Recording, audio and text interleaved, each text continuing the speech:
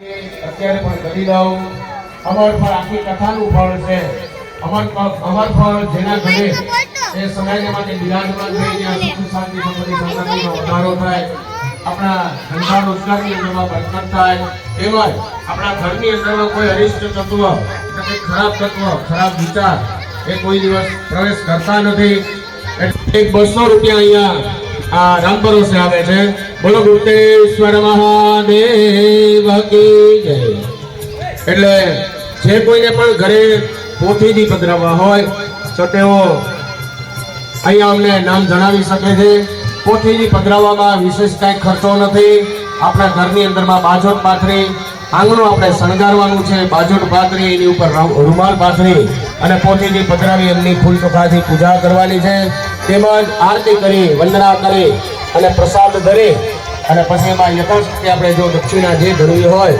તે આપણે ધરી શકીએ એવી રીતે દરેક ઘરની અંદરમાં એ જે કોઈને પણ જો લાભ લેવો હોય તો તેઓ ઝડપથી અહીંયા અમને હજી સમય છે પછી કહેતા નહીં કે અમે ચૂકી ગયા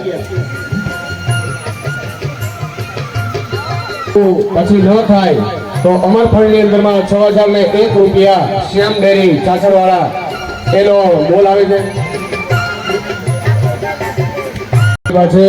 એમનું પણ અહીંયા પૂજ્ય નરેશ બાપુ એ એમનું સ્વાગત સન્માન કરવા માંગે છે હરિયમ ન્યૂઝવાળા તે અહીંયા આપણા આ ભગીરથ કાર્યની અંદરમાં વાપરવામાં આવશે તેમજ આજે રાત્રે ભવ્ય લોક ડાયરાનું અહીંયા આયોજન કરેલું છે તો દરેક આપણા સગા સંબંધી આડોશી પાડોશી બધાને કહેજો અને ડાયરામાં બધા આવવાનું છે તો રાત્રે 9:30 વાગે અહીંયા ભવ્ય લોક ડાયરાનું પણ આયોજન કરેલું છે અમરફળની અંદરમાં ફરી વખત ઠાકરસિંહભાઈ નાથજીભાઈ વળુ એના તરફથી 7001 રૂપિયાનો બોલ આવે છે બોલો ગુપ્તેશ્વર મહાદેવ કી જય હજી જેને આમાં આગળ વધવું પધરાવવામાં આવશે તો આ અમરફળ પધરાવવા માટે થઈ હજી પણ જે કોઈને પણ ઈચ્છા હોય તો તેઓ આગળ બોલી શકે છે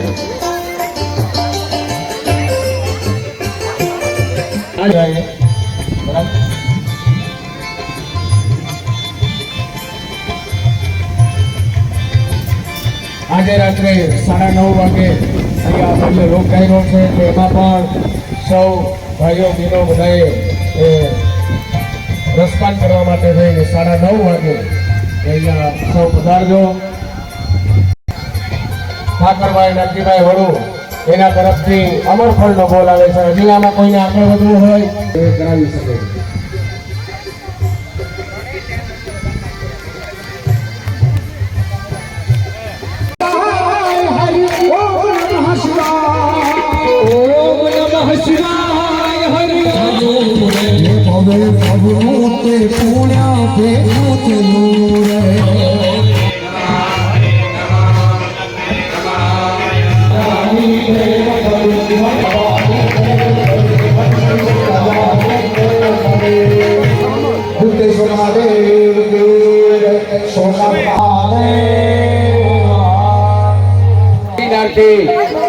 છે ન્યૂઝ વાળા તેઓ પધાર્યા છે તો એમને વિનંતી સ્ટેજ ઉપર આવો આપનું પણ સન્માન કરવાનું છે રાજુ બાપુ દ્વારા કોડીનાથી પધારેલા જે મેર ન્યૂઝ વાળા ભાઈ તમે જ છો આવી જાઓ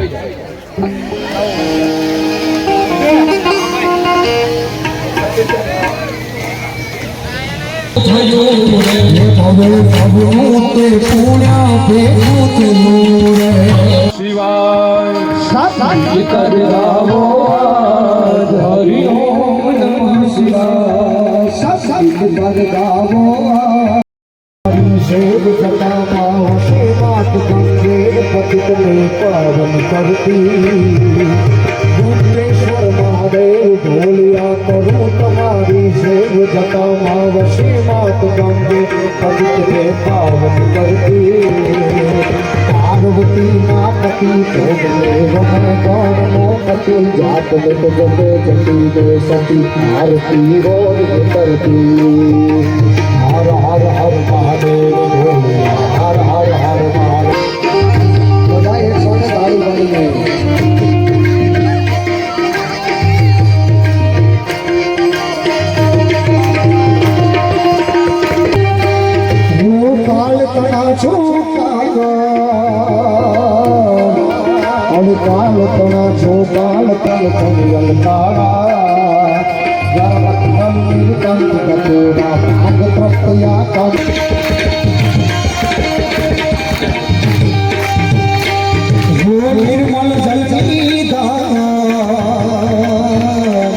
અહીંયા છાછર અને ગોવિંદપુર ભંડારીયા ગામે ગુપ્તેશ્વર મહાદેવના મંદિરે શિવ મહાપુરાણ અને મહારુદ્ર યજ્ઞ ભગવાન શંકરનો આયોજન થયેલું છે.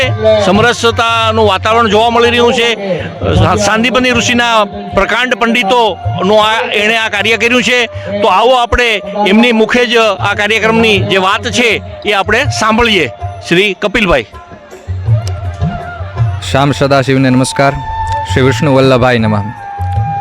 આ ગોવિંદપુર ગામ દ્વારા અને છાછર ગામ દ્વારા આયોજિત આ મહારુદ્ર યાગ, જેમાં હું કપિલભાઈ જાની, હું સાંદીપનીમાં ભણેલો છું અને મારી સાથે સાંદીપનીના ભણેલા બ્રાહ્મણો છે. અને આ ભગવાન ગુપ્તેશ્વર દાદાની કૃપાથી આ ગામ દ્વારા જે આ મોટો મહારુદ્ર યાગનું આયોજન કરવામાં આવ્યું છે, આ આયોજન આપણે તો આપણા ધર્મમાં આવા થવા જ જોઈએ. આયોજન અત્યારે સમય એવો છે અને આવું આયોજન થવું જ જોઈએ. આપણા આગળની પેઢી છે એને ખબર પડે કે આપણા શાસ્ત્રમાં કેવા કેવા મોટા યાગ છે. અને આ યાગના કૃપાથી ખાલી રાષ્ટ્ર સુરક્ષા થાય છે એવું જ નહીં માનવાનું, પણ સંપૂર્ણ વિશ્વની સુરક્ષા થાય છે એવું માની શકો તમે. સંપૂર્ણ વિશ્વનું કલ્યાણ માટે, જેમ અમારા ગુરુદેવ ભાઈશ્રી કહે વસુધૈવ કુટુંબકમ, એની જ અમે એવી જ રીતે એની આજ્ઞા અનુસાર અમે આવી રીતે કાર્ય કરી રહ્યા છીએ અને એવી જ રીતે અમે કાર્ય કરતા રહીશું. અને ભગવાન ભોળાનાથને આવી કૃપા કરીએ કે સંપૂર્ણ જગતમાં શાંતિ થાય, અને આ જ અમારી ભાવના છે. વસુધૈવ કુટુંબકમ. જય શ્રી કૃષ્ણ.